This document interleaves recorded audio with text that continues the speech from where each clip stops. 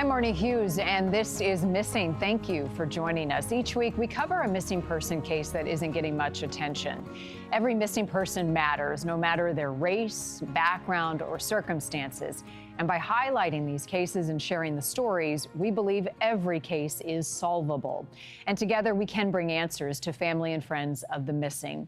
This week's featured case, Stefanie Damron, a teen from northern Maine whose family lives off the grid.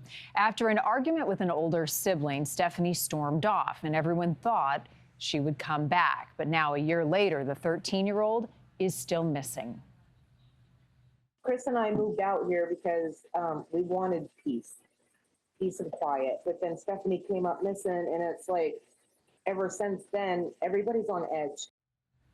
And her disappearance has divided the community. Coming up, Stefanie's dad speaks during a rare interview about his daughter's disappearance and more details about the remote community where the family was living.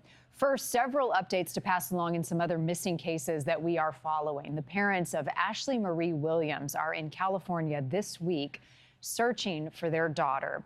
Ashley is 28 years old, originally from Ohio, but was last seen in the Los Angeles area in late July. Her parents, Dwayne and Sherry Williams, are teaming up with retired Detective Moses Castillo from the LAPD. They are searching LA's Skid Row this week after several possible sightings of Ashley. They say it is not like her to lose touch with family, and they are extremely worried for her safety and well-being. Anyone with information about Ashley Williams' whereabouts is asked to call 911 or the Los Angeles Police Department. Sadly, police confirmed the remains of Zianya Valora have been found in Ventura County. Zianya has been missing since June of 2024. According to the Sheriff's Department, a local conservancy group was clearing out a riverbed when they made the discovery. Zianya was 21 years old, on the autism spectrum, and had snuck out of her parents' home early one morning, barefoot and in her pajamas and without any personal belongings. Zianya's mom, Damaris, describing her to me as kind and gentle and special. She loved watching the Oscars every year. She loved Hollywood, enjoyed movies and TV shows. The medical examiner says there is no obvious sign of lethal trauma.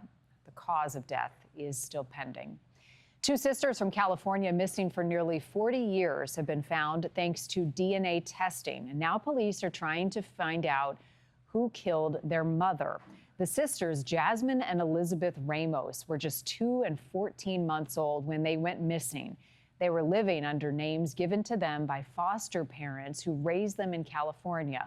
The investigation into how their mother died in 1989 went nowhere at the time, but detectives did profile her DNA and added it into a national database. Well, fast forward to August, that DNA matched the sisters.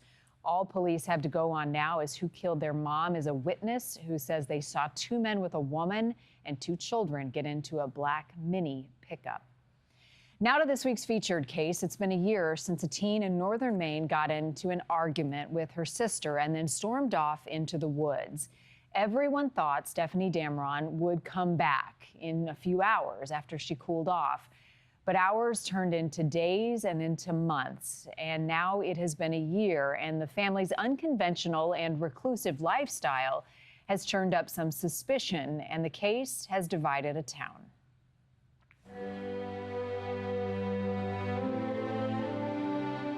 In northern Maine, a state known for its stunning coastline and fresh lobster, a town is being ripped apart over the disappearance of Stefanie Damron. Her family says on September 23, 2024, when they weren't home, the 13-year-old got into an argument with her older sister and stormed off into the woods. She just looked at her grandfather and told her grandfather, "I'll be back," and she never came back. Stefanie's father has avoided being on camera, even when he spoke to a local podcast in March of 2025. She was our handful, always into things, always into mischief, but she was a happy kid, always happy. After a year of searches, state police, FBI, and local volunteers picking through dense vegetation and vast forests, there are still no answers about what happened to Stefanie. The Damrons moved to the remote area of New Sweden, Maine in 2021, choosing a spot far from the prying eyes of neighbors to live off the grid. No running water and only a generator for power. Their driveway, now a shrine to Stefanie, goes back several hundred yards to where they built a small wood structure, similar to a yurt, but with sleeping pods extended off the sides. A glimpse is visible from this drone footage. We live in a 200 square foot home that has 4 separate bedrooms, if you can believe that. They're talking about this being a yurt. It is a yurt. It's a hexa yurt built out of OSB and everything else, just like a normal house. Known as Dale in the community, Stefanie's father says their solitary, back-to-nature style of raising kids was a way to be free from the financial weight of a big mortgage and expensive utility bills. But even in this remote setting, his oldest girls found a way to connect. They were waiting until Papa took his sleeping pills or wasn't paying attention. They would sneak off with his phone, get on some kind of weird website. The story has sparked suspicion because the phone was a flip phone, generally thought to be safer for kids and the internet. Police have not revealed any details about the phone, but a neighbor says the last time she saw Stefanie, just weeks before the disappearance, she was asking for a ride to see a friend. I was worried about where she wanted to go. I can kick myself for not asking her that day because she was really upset. She was crying. She couldn't find a ride. Her parents wouldn't take her. Her uncle couldn't take her. Dale believes the day she walked off, she made a plan to meet up with someone at the road. I honestly think that she got picked up by somebody. She thought she was going to come home that night, and they didn't bring her home. Investigators won't say if they were able to get any information from the phone. In a recent update saying only, "We are hoping for the best outcome to find Stefanie alive." Volunteers continue to print flyers and hold rallies, but without more information, the disappearance has divided the town. The Damron's choice to live off the grid with young children in such an unforgiving environment has drawn criticism from neighbors. We only want what's best for those children. Who admit repeatedly calling Child Protective Services. I was concerned that they had proper food, water, heat, and clothing for the conditions that they were living under. They would come here and get water, and it would be like, I would have to say 3 to 4 times a week. They were like 5-gallon pails that they would haul up here, I think, in a wheelbarrow, I believe. And they would fill them up and they would haul them back down that long driveway. My heart actually broke for them. But Dale says because the kids were homeschooled, CPS workers have visited regularly and are satisfied.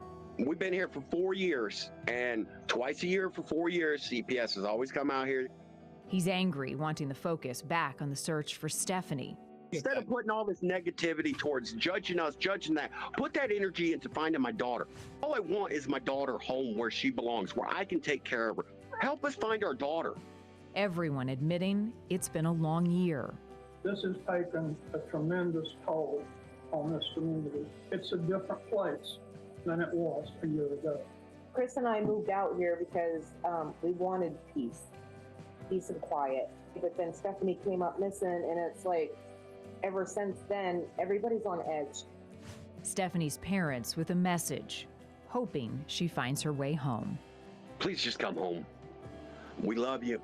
The family's not the same. None of us are the same. We're all missing a piece of our heart. We just need our baby home.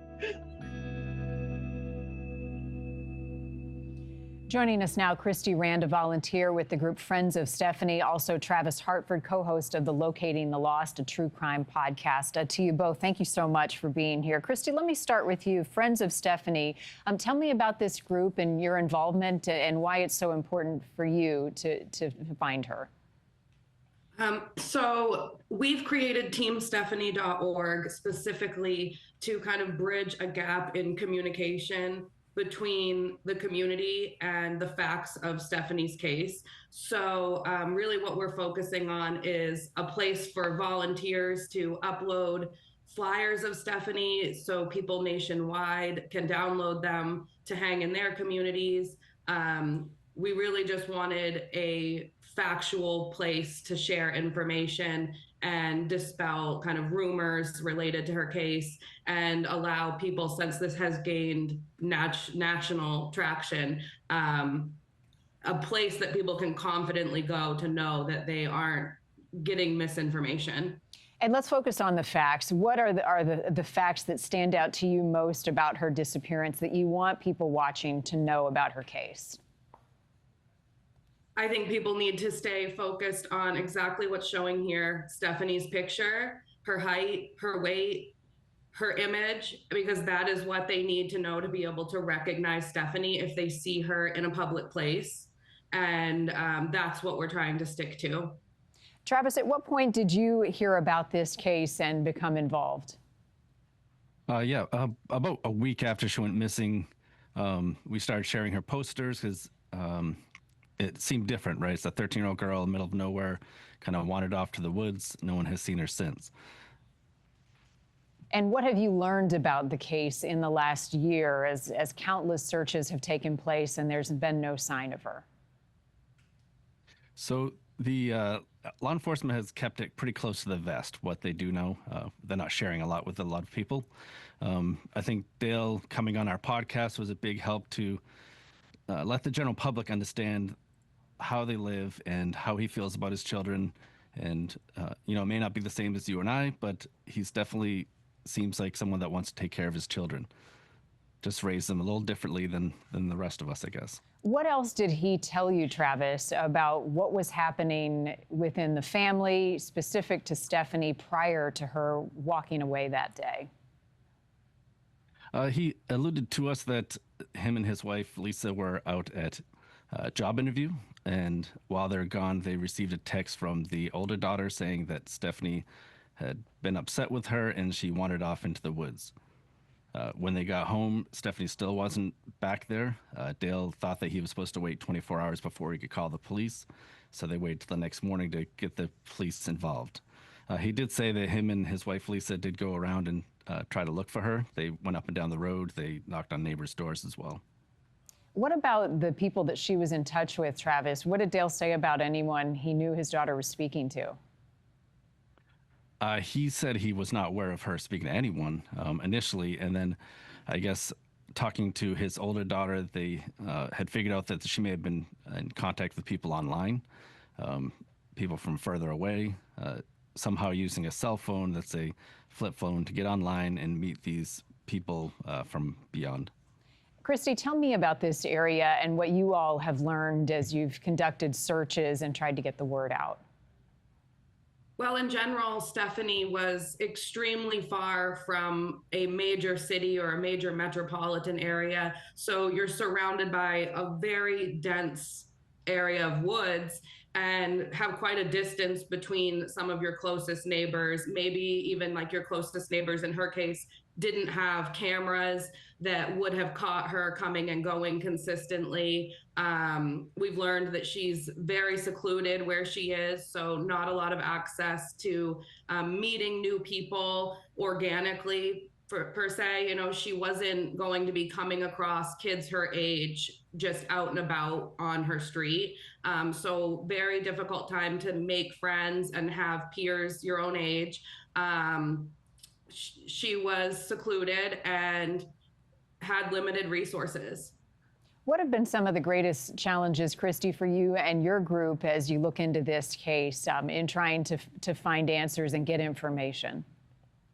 Well, I would say the lack of official updates from authorities is our biggest challenge. We have no official information to say whether or not Stefanie left New Sweden. There's been no confirmed sightings of Stefanie, say, in her closest cities like Caribou, Calais, Presque Isle. We have no confirmation of her being seen anywhere else in the state. And at this point, we are kind of up in the air about whether our efforts would be best to be focused in New Sweden or if this is nationwide and there's a reason to suspect that she could have left the town or the state. That's been our biggest roadblock, is trying to determine where to best put our resources and where they would be most effective, because we have no indication that there's any idea of where she is. Travis, why do you believe that police remain so tight-lipped about a missing case that you would seemingly want more people to know about? I'd love to have an answer for you on that. My only guess is that they are investigating either individuals closer to the home, and they don't want them to know what they actually know. Because I would feel like if they were really suspecting that she's somewhere else, they would be more upfront about, who she might have been talking to online, any website she might have visited, that type of stuff. I know that the father was frustrated with what has happened in the community and criticism they have gotten. Can you elaborate on more about his concerns and what he said about that? Yeah, so Dale, I think, has a lot of pride in himself and his family. He wants to take care of his family, protect them. And I think that going through a situation like this, I can't imagine even losing a child, and going through all this, but then to have seemingly the community kind of turn their back on them just because they live differently than others might live. Dale has been kind of short with people online and kind of calling people out. I think that is also causing people to be divided on how much they really feel for this family, because they think that, maybe the family's involved. Why does he believe that she got picked up by someone and had planned to come home? So the night that she had gone missing, I guess someone in the home, either the grandfather, Richard, or one of the other children, had heard a vehicle possibly at the end of the driveway soon after she disappeared. So they suspected that maybe she'd gotten into a vehicle. And what do we know, and Christie or Travis, either of you can answer if you know this, but what the argument was about with her older sibling that day? So I'd asked Dale. Yeah. Oh, sorry. Oh, sorry. Travis, I'll have you answer first, and then Christie, I'll ask the same question to you. I asked Dale that question on the podcast that we covered with him, and I find it odd that he said that he still doesn't know. He's asked his older daughter several times what the argument's about, and every time she gives him a different answer. So I feel like that's kind of weird that after all this time, that's a turning point in this whole case, how he doesn't know what the argument was about. And Christie, do you have something to add to that? I was under the impression that earlier reports had kind of been made that the argument was about chores, that there was a back and forth between the siblings about who was going to do what, or maybe it was Stefanie's turn to do something that she didn't want to do. But the impression I was given was that it was to do with chores, household responsibilities, and two teenage girls, they're gonna fight, siblings, that's what they do. And I believe that was kind of where it stemmed from. Christie, from the online community that has grown and interest in Stefanie's disappearance has become more known to people, have there been possible sightings that have been communicated to you all? There have been possible sightings reported to us, but nothing that is concrete or confirmed. When volunteers, family members, authorities track those down, it doesn't seem that they are Stefanie. For example, community members thinking they may have seen her at a local park, and when that lead is kind of followed through with, it turns out that's another community member. Things like that, but there have been absolutely no confirmed sightings of any kind. We've not received any tips or information that seem credible that we say, yeah, that seems like it's Stefanie. We've not heard anything along those lines. Travis, the dad did talk to you, but the family has not wanted to speak to the media much in this case. I think every family member of a missing person handles these situations, difficult as they are, differently. Why has the family been reluctant to get out in front of cameras or do interviews and try to get the word out? I don't know. I can't speak for them. In my history of meeting with families about their missing child or unsolved murder or something like that, people are very vocal. So for me to see the Damron to be kind of quiet and hush-hush about it seems a little odd, but his reason for it, he says, is because law enforcement asked them to stay quiet in the beginning. So now it's been a year, now he wants to be more vocal. Yeah, understood. There are lots of layers, and no family ever wants to be in this position. Christie, anything else you want to share about the case, the facts, and your message to the broader community so that we can try to bring Stefanie home? As far as the case and the facts, the fact is Stefanie was last seen leaving her home. There are no credible sightings of her. Community members all over the nation, people everywhere need to be looking at her image.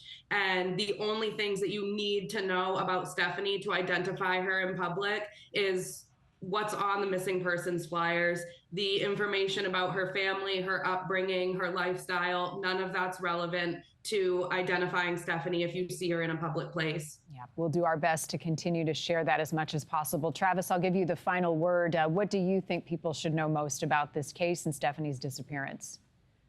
It's a mystery, right? I think that everyone needs to keep sharing her poster, just as Christie said, and share the stories about her, not about the family. You know, this isn't about how she was raised or anything else like that. It's more important that we bring Stefanie home. Yeah, this is a young girl who needs to be home, and we want to make sure we can do everything we can to make that happen. Christie and Travis, thank you guys for the work that you're doing to get the word out. We'll be in touch. All right, thank you. Thank you. If you have information about the whereabouts of Stefanie Damron, you can contact the Maine State Police or the FBI at 1-800-CALL-FBI. If you have a missing case you think we should investigate, visit our missing page at newsnationnow.com. Many of the cases that we cover come from you. You can also sign up for our weekly missing newsletter for the latest missing cases that we are working on. I'm Marni Hughes in Chicago. As always, thank you for joining us. I'll see you back here next week for another missing case.